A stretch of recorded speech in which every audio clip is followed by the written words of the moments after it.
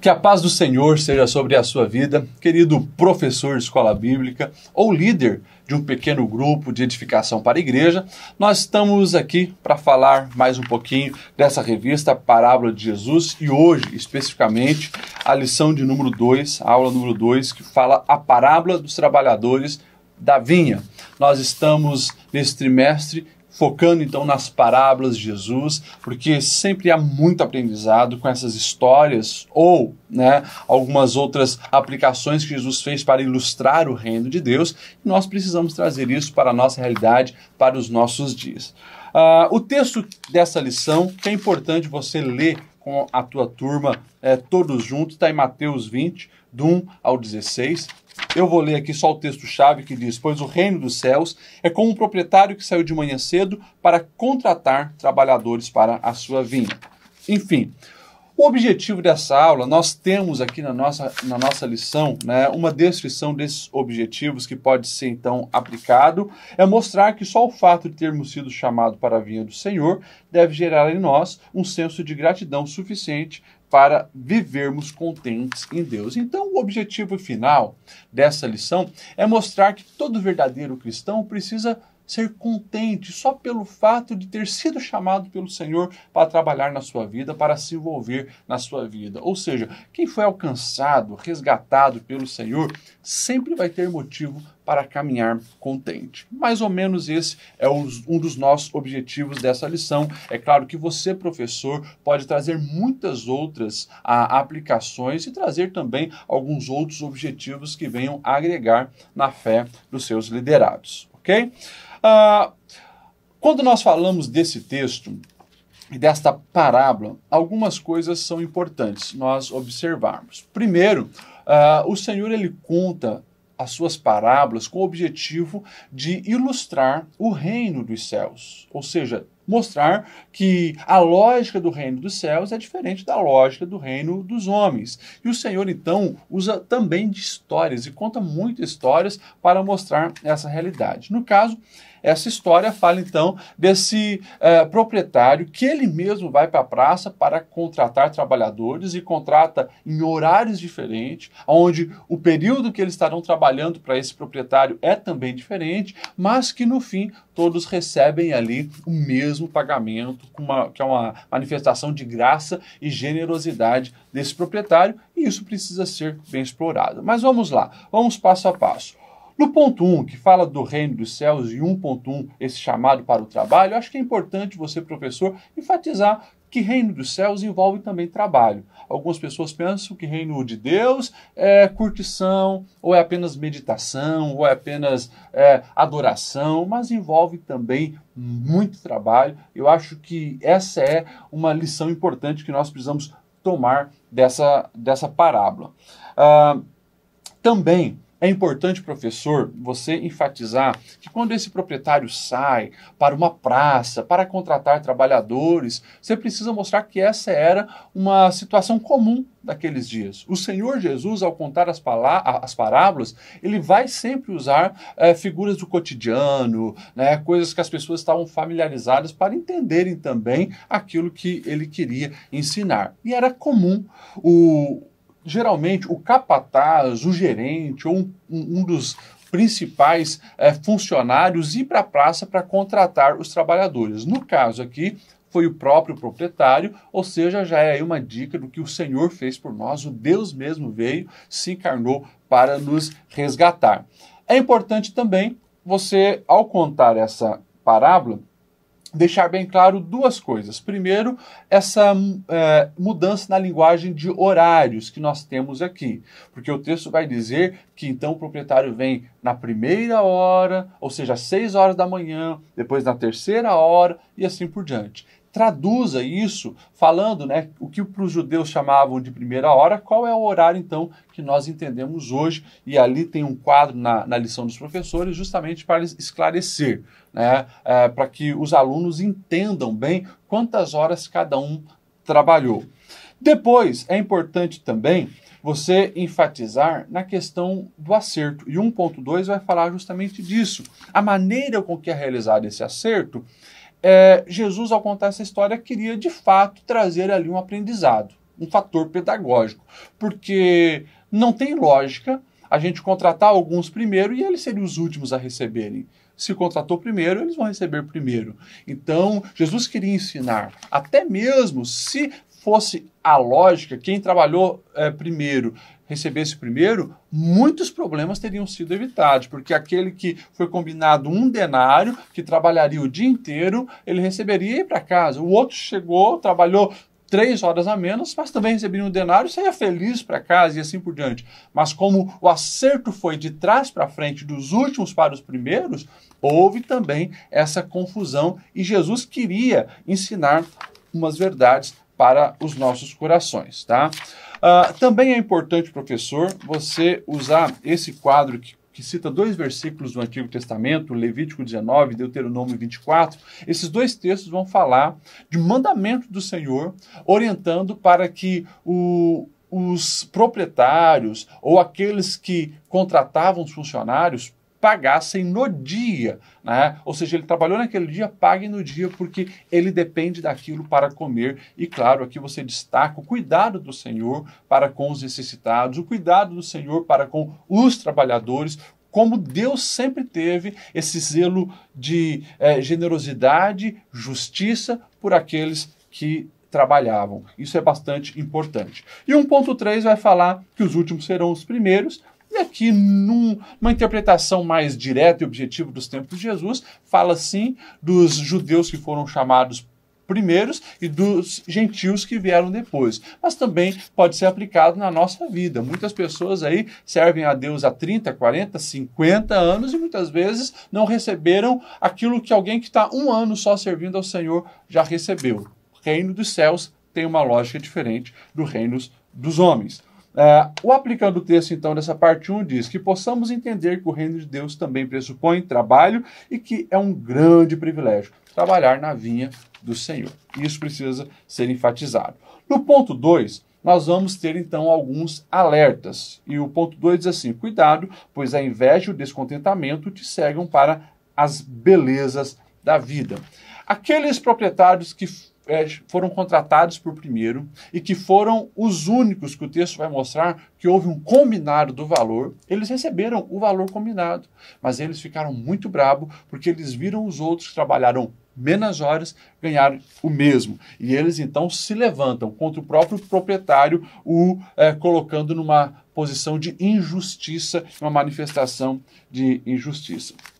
E aqui é muito importante, professor, que você traga isso para a nossa vida espiritual, porque o objetivo do Senhor ao contar essas histórias é que nós trouxéssemos, sim, para a nossa vida espiritual. E aqui nós precisamos destacar a graça, que não é mérito nosso mesmo. O 2.1 vai falar, não seja ingrato. E eu quero ler aqui uma parte que diz assim: por mais que os primeiros trabalhadores receberam aquilo que foi acordado com o dono da vinha, passaram o dia com a certeza de levar o alimento para casa, eles permitiram que uma noção limitada de justiça dominasse a alma e apodrecesse o coração. Depois diz assim: da mesma forma, há cristãos que não valorizam o privilégio da salvação e se esquecem que a consciência da graça nos leva a uma vida de gratidão constante. Esta é uma grande verdade. Nós que fomos alcançados pela graça, salvos pela graça de Deus, desfrutamos da graça de Deus, nós somos privilegiados mais do que aqueles que, quem sabe, vão ter esse gostinho da graça no fim da sua vida. Porque nós passamos uma vida aqui desfrutando da graça, sendo livrados de perigos, de tentações, de pecados, mediante a graça do Senhor. Mas esses homens, eles estavam cegos para isso, estavam com a mentalidade no reino dos homens e não conseguiram atentar para isso.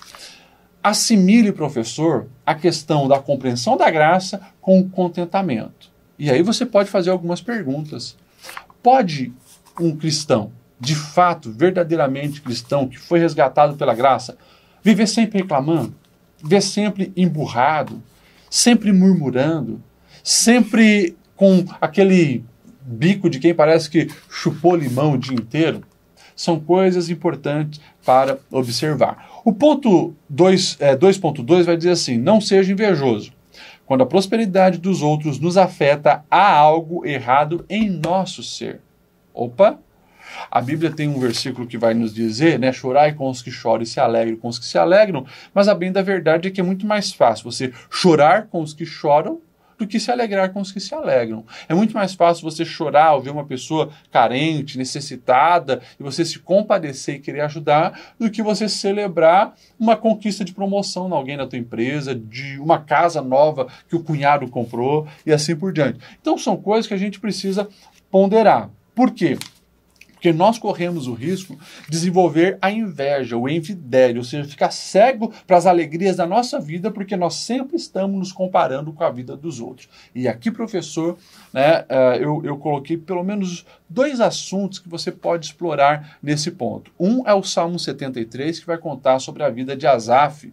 E Asaf, ele mesmo vai dizer, né, que ele quase caiu porque teve inveja dos ímpios. E na mente dele, os ímpios sempre prosperavam, se davam bem, não ficavam doentes, mas ele, coitado, ele se guardou em vão, porque se privou de um monte de coisa que podia ter feito e, na verdade, a vida dele continua um sofrimento. Mas também, ali no Salmo 73, ele vai dizer, até que eu fui ao templo do Senhor e lá caiu, né? Caiu as escamas dos olhos, ele pôde ver a realidade, o fim dos ímpios, a realidade e o privilégio de ter o Senhor com ele. Então, explore o Salmo 73, o Salmo de Asaf, que é muito importante. E um outro ponto aqui que dá de ser explorado é a questão do nível de comparação que nós fazemos hoje na era digital. O tempo inteiro nós estamos numa rede social, olhando a vida das outras pessoas e automaticamente, inconscientemente, estamos comparando com a nossa vida. Isso já é comprovado cientificamente por muitas pesquisas psicológicas que mostram que as pessoas que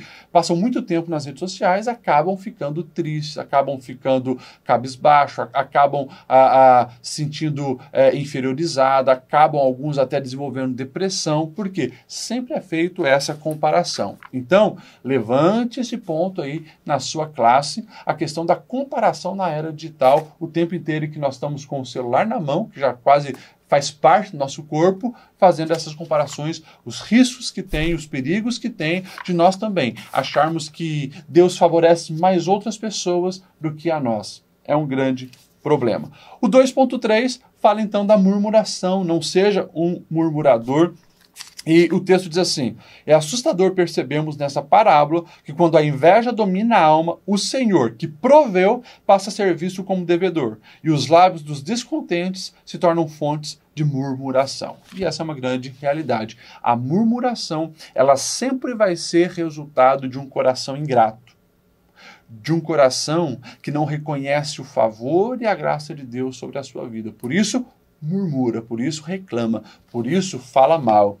Então, aquela pergunta, né, que nós fizemos, pode um verdadeiro cristão viver uma vida de murmuração? Coisas que não combinam, né? Como vai dizer o apóstolo Tiago, não pode da mesma fonte sair água doce e água amarga. É mais ou menos isso, e isso pode ser muito bem explorado por você, professor, na questão de murmuração. Hoje, também, voltando ao assunto aí da era digital, né, as pessoas fazem vídeos, as pessoas entram nas redes sociais para falar mal do tio, do parente, do pai, da mãe, do primo, e isso é extremamente prejudicial, não apenas para quem recebe, mas principalmente para a pessoa, porque aquilo revela muito mais da sua essência, do seu coração, do que propriamente de quem ela está falando. O aplicando o texto diz assim, pare de julgar, ou achar que pode definir o que cada um merece ou não. Enquanto a inveja do que Deus fez por outra pessoa dominar o seu coração, você nunca terá contentamento e vida plena. A falta de discernimento do verdadeiro tesouro é que leva o ser humano ao caminho da inveja. E aqui a gente faz já uma ponte com a lição de número 1, né? Da pérola e do tesouro, ou seja, quando nós temos a pérola de grande valor, o tesouro mais precioso que é o Senhor, nós não vamos ficar aí de olho em qualquer escória reluzente. A gente sabe aquilo que de fato tem valor para a nossa vida e isso nos faz feliz. Isso nos faz caminhar de cabeça erguida e isso nos faz viver uma vida plena, uma vida abundante, celebrando e agradecendo ao Senhor. Ou seja, você, professor, pode usar isso e ilustrar isso de muitas maneiras. Você pode aqui, né, fazer uma ilustração de alguém que, de fato, sabe que estava indo para o inferno, tinha uma condenação certa e recebeu a carta de alforria, a libertação. Isso é coisa maravilhosa. Ou uma ilustração até mais simplória, alguém que, quem sabe, estava totalmente endividado, alguém que estava perdido, alguém que sabia que não tinha como pagar as contas e recebeu o perdão daquela dívida. A alegria que invade o coração de alguém que tem consciência da dívida que tinha é enorme. É mais ou menos isso quando nós, então, entendemos a graça que nos alcançou e perdoou os nossos pecados. Nós não vamos daí ter tempo para ficar comparando a nossa vida com a dos outros e usando os nossos lábios, a nossa energia para murmurar, para reclamar e para alimentar essa inveja do nosso coração. O ponto 3 vai dizer: aprenda a desfrutar da graça de Deus. E aqui fala justamente de nós aceitarmos essa graça. E uma das frases aqui é que a graça ela não tem como explicar. Você não tem como explicar como nós, pobres, errantes, pecadores, recebemos a salvação em Cristo Jesus. Como que um Deus puro, santo e verdadeiro se encarnou como gente para morrer no nosso lugar. Na lógica humana, isso não faz sentido. Mas o reino de Deus, ele é totalmente fora da lógica do reino dos homens. Então, nós precisamos desfrutar dessa graça. E quando eu falo desse assunto, e aqui a gente está falando, né, da parábola ali dos trabalhadores da vinha, ou seja, aquele que recebeu 1 denário também, mas trabalhou 1 hora só, ele não pode ficar constrangido porque os outros estão murmurando e porque o Senhor o favoreceu. Ele precisa aceitar de bom grado, entendendo sim que ele de fato não merece, mas é bondade do seu Senhor. E aplica isso agora para a vida espiritual. O 3.2 vai dizer assim: não seja contaminado pelo descontentamento. E o texto diz assim: não se aflija ou se constranja pelo olhar maligno dos invejosos. Eles vão reclamar, murmurar e pode até querer roubar a sua alegria. É uma grande verdade. Pessoas que muitas vezes, na caminhada de fé, né, se tornam com o coração endurecidos, arrogantes, na verdade perdem a essência da fé e se tornam religiosos, muitas vezes querem comprometer a fé daqueles que estão no primeiro amor. E alguns dizem: isso é meninice, isso vai passar. Bem provável que você conhece algumas histórias assim. Mas a bem da verdade é, quanto mais nós nos aproximamos do nosso Senhor, mais nós vamos ter essa alegria de viver.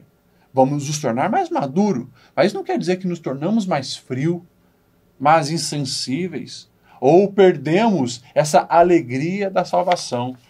Se aconteceu, precisamos resgatar isso, porque não é o propósito de Deus para a nossa vida que venhamos viver uma vida simplesmente religiosa e amarga. Nós precisamos ter prazer todos os dias no Senhor e o texto nos aponta para isso. E daí, é claro, você pode abrir até para ilustrações e até pode trazer casos que você conhece, claro, sempre com prudência, não mencionando o nome de ninguém, para não constranger ninguém, mas mencionando casos e testemunhos que você conhece, de pessoas que tinham muitos anos de fé, mas não tinham mais a alegria de ver para o Senhor e queriam ainda tirar a alegria daqueles que estavam no primeiro amor. Ou seja, tudo coisas que acontecem. E é claro, quando nós falamos, então, para não cair nesse erro desse descontentamento e desfrutar da graça, eu tenho aqui a citação de Paulo, né, em Filipenses 4, e a maioria das pessoas memorizam apenas a parte final, né? Posso todas as coisas naquele que me fortalece.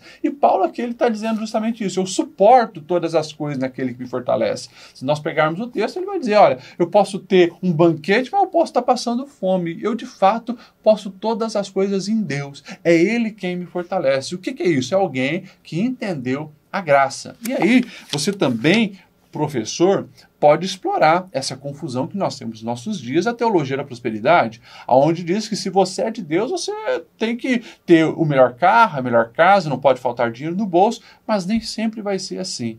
O que não vai faltar é a paz do coração, é a presença do Espírito Santo, é a alegria de conhecer o Senhor. É isso que não vai faltar, porque isso é de fato a verdadeira prosperidade. O aplicando o texto, ele vai fazer uma pergunta: como você está reagindo à graça de Deus que foi derramada sobre a sua vida? Lembre que graça não se explica, a graça desfruta. E por fim, o ponto 4 vai falar então generosidade além da circunstância.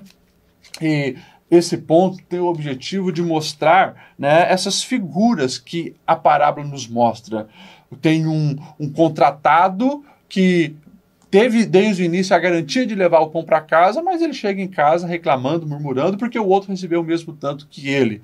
Mas nós temos também a figura desse proprietário, alguém extremamente generoso, alguém que não estava preocupado apenas com os ganhos do seu negócio, mas ele estava preocupado com as outras pessoas, com as outras famílias, estava preocupado com aquele que passou o dia aflito numa praça, pensando que não ia ser contratado, mas na última hora ainda foi contratado e recebeu o mesmo tanto que quem trabalhou o dia inteiro, ou seja, graça, bondade, misericórdia e generosidade. E o ponto 4 é um convite a isso.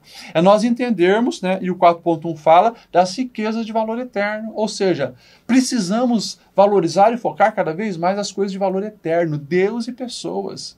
As coisas que nada tira de nós, as coisas que vão passar os tempos, mas isso é para a eternidade. E que nós possamos, de fato, valorizar muito mais as coisas de valor eterno.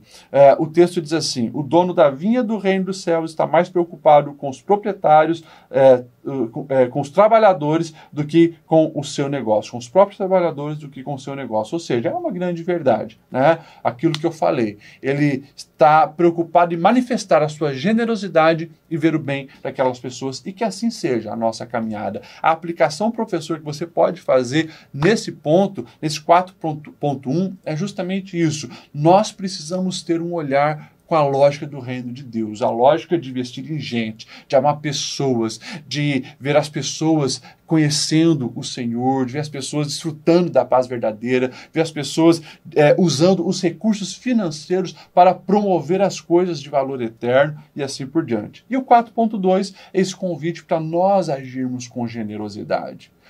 Ou seja, imitarmos a conduta do proprietário e não dos murmuradores. Imitar aquilo que o proprietário, o dono da vinha, fez para com aqueles que foram beneficiados. Assim nós devemos reproduzir e também abençoar as outras pessoas. E é claro, mais uma vez, é algo totalmente fora da lógica do reino dos homens. O reino dos homens, ele ensina você, se você mais quer ter, você precisa reter. Seja egoísta, tudo é para você. Mas a lógica do reino de Deus é uma lógica diferente, né? E eu cito aqui Provérbios 11, 25, a alma generosa prosperará. Ou seja, quando você dá, quando você entrega, quando você abre mão, o Senhor olha aquilo e o Senhor te abençoa e você se torna então alguém próspero. O aplicando o texto vai dizer, assim como você foi agraciado por Deus, deixe que a bondade e misericórdia que alcançou a sua vida contagie outras pessoas. E por fim, a conclusão, Deus já nos chama para a sua vinha, e este fato já é motivo suficiente para vivermos em contentamento todos os dias da nossa vida. E aqui eu fiz questão de colocar a letra daquela música do Sebastian Bach, Jesus, a alegria dos homens. No fim, qual é o objetivo dessa lição? Contentamento. É você mostrar para os seus alunos que o fato de termos sido chamados para se envolver na obra do nosso Senhor, trabalhar na sua vinha, isso precisa gerar em nós gratidão, contentamento e nos levar a ver uma vida feliz e abençoada. Ficamos assim por hoje. Que o Senhor abençoe. Até a aula que vem.